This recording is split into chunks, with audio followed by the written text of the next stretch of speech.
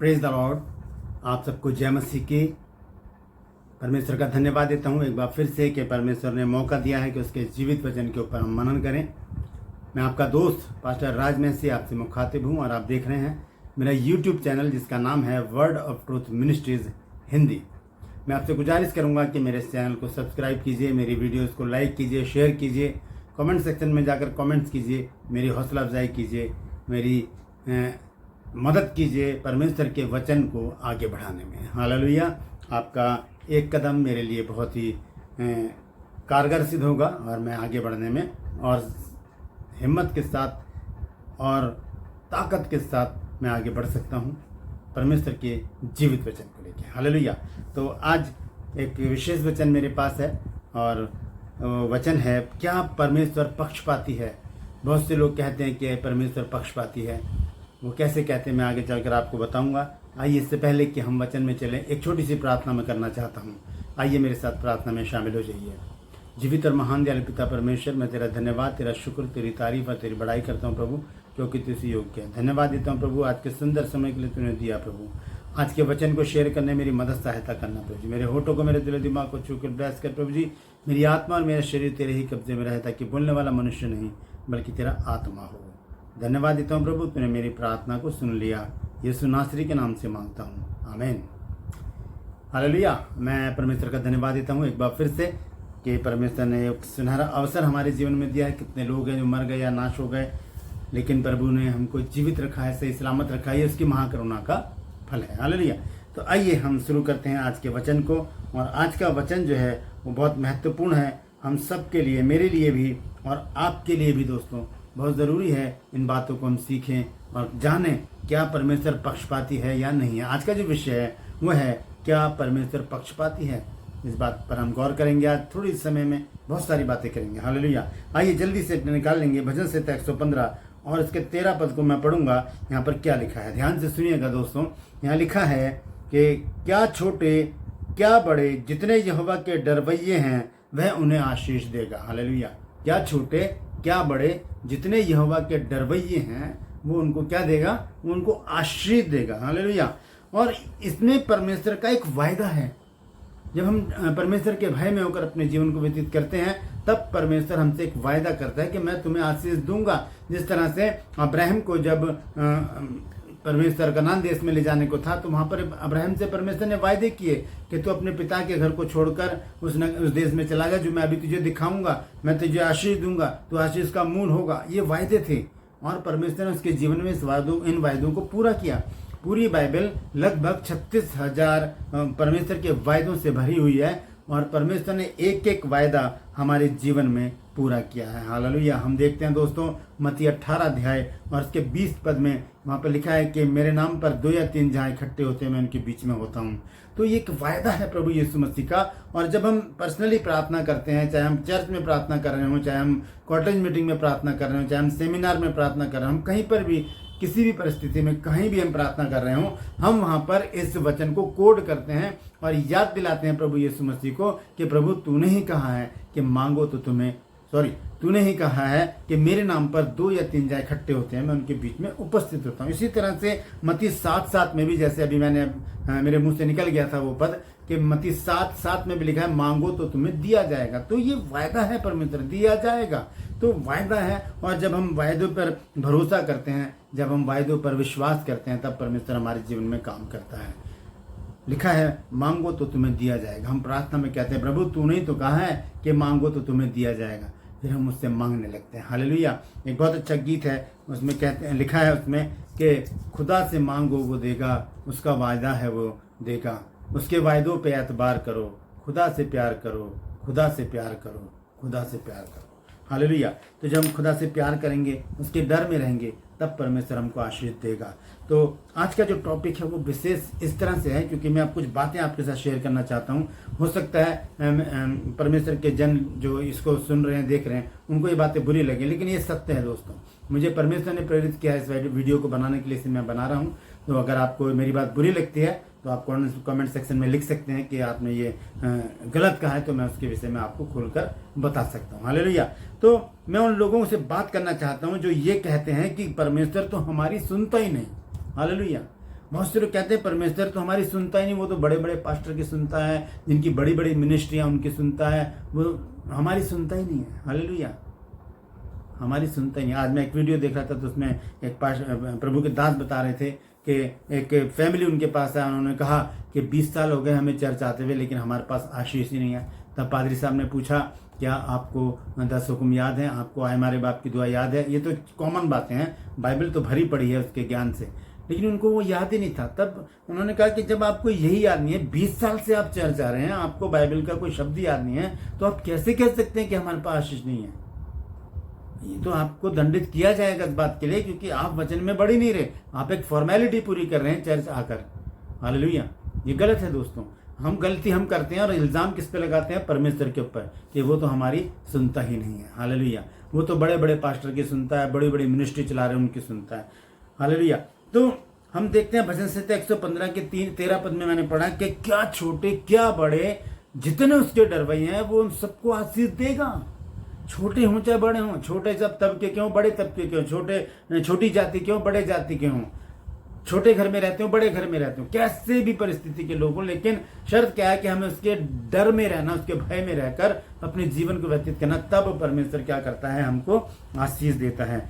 और मैंने देखा है कि बड़े बड़े पास्टर तक मनुष्यों से पैसा मांगते हैं। बड़े बड़े पास्टर, मैंने उनको देखा है कि हमारे अकाउंट में इतना पैसा डाल दो, हमें इस चीज़ की ज़रूरत है, हमें वो चीज़ खरीदनी है, हमें ये चाहिए, हमें वो चाहिए। मैसेज करते हैं और बताते हैं कि हमें इतने पैसे की ज़रूरत है, आप हमारी मदद कीजिए। Hallelujah, hallelujah, hallelujah. तो मैं उनको बता देना चाहता हूँ, यदि उनके पास पैसा नहीं है तो वो देखें कि कहाँ पर कमी है। हालेलुया, वो देखें कि वो कहाँ पर कमी है। मैं आपको बताना चाहता हूँ दोस्तों कि अगर आपके घर में लाइट नहीं है, बिजली नहीं है, अंधेरा है आपके घर में, आप कैंडल में बैठे हैं, कैंडल जलाकर बैठे हैं, और पीछे वाले घर में लाइट है, आगे वाले घर में लाइट है, राइट हैंड वाले घर में लाइट है, लेफ्ट हैंड वाले घर में लाइट है, ऊपर वालों के पास लाइट है, नीचे वालों के पास लाइट है, सबके पास लाइट है, सबके घर में ट्यूबलाइट जल रही है, बल्ब जल रहे हैं, और सब लोगों के यहाँ उजाला है, लेकिन मेरे घर में अंधेरा क्यों है? तो कमी इस घर में है दोस्तों। सबके पास आशीष है, आपके पास नहीं है। क्यों? आपको क्यों मांगना पड़ रहा है? आपको क्यों हाथ फैलाने पड़ रहे हैं दूसरों के आगे? क्यों? ऐसा क्यों है? क्यों मांगना पड़ता है कि आप हमें दे दीजिए? Hallelujah, hallelujah. क्यों मांगना पड़ता है? यदि आप पास्टर हैं, अगर आप पास्टर हैं या इवेंजलिस्ट हैं, तो परमेश्वर का काम कर रहे हैं आप परमेश्वर की जॉब कर रहे हैं, आपकी सैलरी परमेश्वर देगा। हालेलुया, मनुष्य नहीं देगा। आप मनुष्य से कितनी बार मांग लेंगे? 1 बार, 2 बार, 3 बार, 4 बार, 5वीं बार वो भी हाथ पीछे हटा लेगा। हमारे भी खर्चे हैं, हम कहाँ से दें?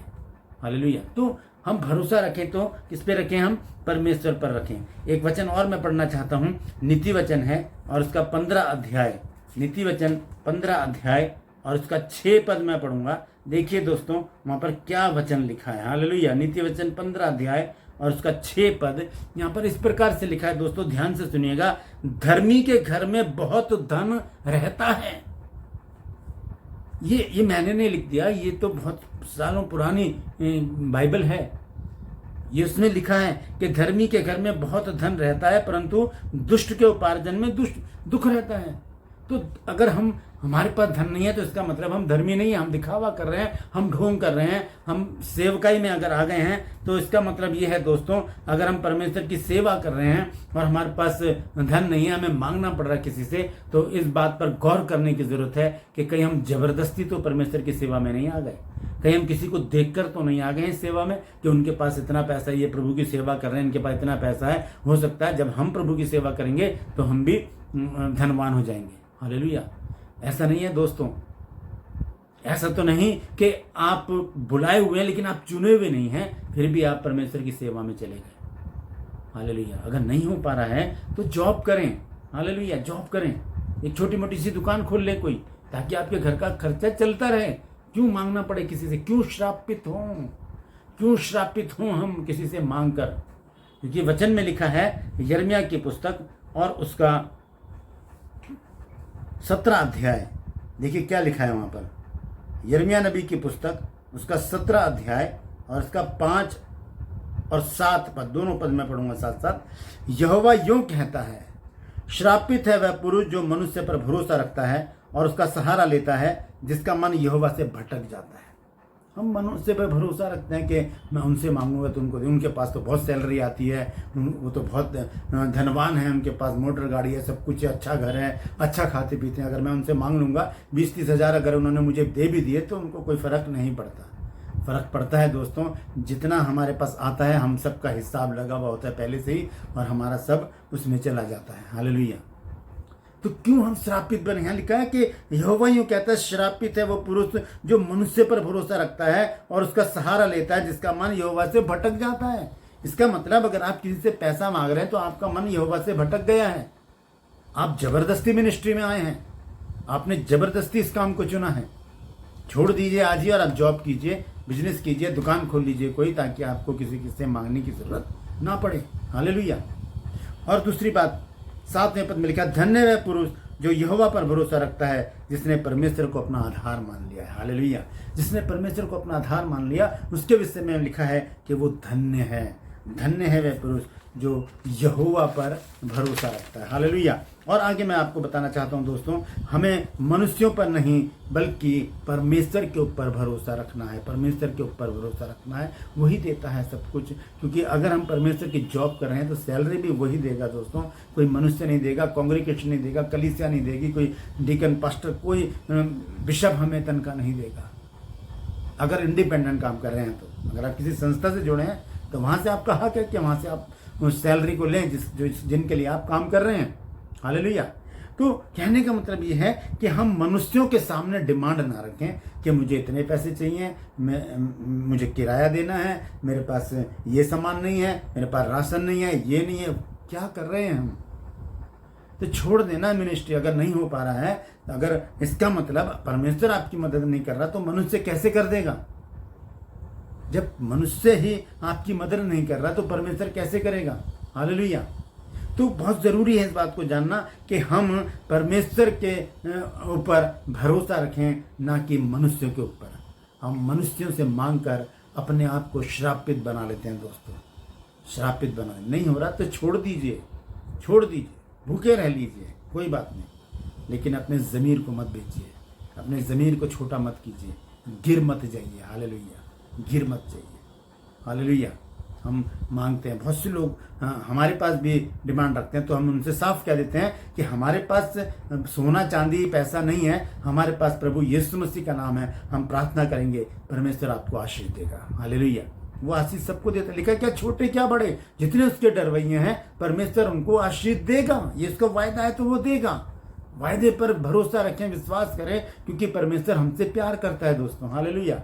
परमेश्वर हमसे प्यार करता है। यदि मिनिस्ट्री चला रहे हैं तो आप परमेश्वर की जॉब कर रहे हैं। अगर आप मिनिस्ट्री चला रहे हैं, चाहे आप इवेंजलिस्ट हैं, चाहे आप पास्टर हैं, डीकन हैं, या आप रेवरेंड हैं, कोई भी हैं, अगर आप मिनिस्ट्री चला रहे हैं, आप प्रचार कर रहे हैं जा जाकर, या लोगों के लिए प्रार्थना कर रहे हैं, तो ये परमेश्वर की जॉब है। आप परमेश्वर का काम कर रहे हैं तो उसकी सैलरी आपको परमेश्वर से ही मिलेगी, मनुष्यों से नहीं मिलेगी।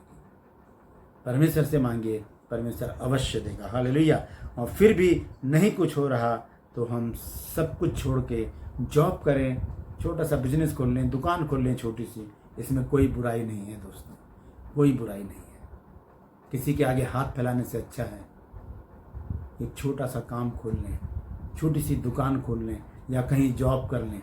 बहुत जॉब है प्राइवेट में आजकल, तो बहुत ज़रूरी है इस बात को जानना दोस्तों कि हम मनुष्यों के आगे हाथ फैलाकर श्रापित ना बने, हम धन्य बने, परमेश्वर के ऊपर भरोसा रखें, क्योंकि वही सब कुछ हमको बहुत ऐसे देता है। आइए आखिर में एक वचन में और पढ़ूंगा, उसके बाद मैं समाप्त करूंगा। 1 तीमुथियुस 6 अध्याय और उसके 17 पद को मैं पढ़कर बताऊंगा। यहाँ पर लिखा क्या है? लिखा, इस संसार के धनवानों को आज्ञा दे कि वे अभिमानी ना हो और चंचल धन पर आशा ना रखें, परंतु परमेश्वर पर जो हमारे सुख के लिए सब कुछ बहुतायत से देता है। परमेश्वर ही देता है दोस्तों, परमेश्वर ही देता है, वो ही देगा भी। उसने वायदा किया, क्या छोटे क्या बड़े, जितने उसके डरवैये हैं वो उनको आशीष देगा। अगर उसने कहा है तो वो ज़रूर देगा। विश्वास कीजिए, दृढ़ता से बने रहिए विश्वास में। कोई बात नहीं, एक दिन भूखा रखेगा, 2 दिन भूखा रखेगा, लेकिन रखता नहीं है वो। फिर भी अगर वो रोकता है तो भूखे रहिए आप, विश्वास कीजिए परमेश्वर सही समय पर काम करता है। जब इजरायली लोग जब लाल समुद्र के मुहाने पर आ गए, पीछे मिस्री सेना थी, आगे लाल समुद्र था, उसी समय परमेश्वर ने अपना काम किया। अगर मैं परमेश्वर की जगह होता तो मैं मूसा से कह देता, मूसा वहाँ रुकना, पहले मैं लाल समुद्र पे पुल बना लेता हूँ ताकि तुम लोग आराम से वहाँ पर निकल सको। नहीं, ऐसा नहीं किया। परमेश्वर ने उनको निकाला जल्दी से, और जैसे वो मुहाने पर आए, क्या परमेश्वर ने मूसा से कहा लाठी मार, जैसे ही लाठी मारी और समुद्र दो फाड़ हो गया और वो स्थल से निकलकर पार हो गए। ये है परमेश्वर का काम, लास्ट मोमेंट पर काम करता है परमेश्वर। दोस्तों, वेट करें, इंतजार करें, उसकी बाट जोते रहें। हालेलुया, जोते रहें उसकी बाट। इब्रानी 11:6 में लिखा है कि परमेश्वर के पास आने वाले को विश्वास करना चाहिए कि वो है और अपने खोजने वालों को प्रतिफल देता है। प्रतिफल देगा और 100% देगा। हालेलुया।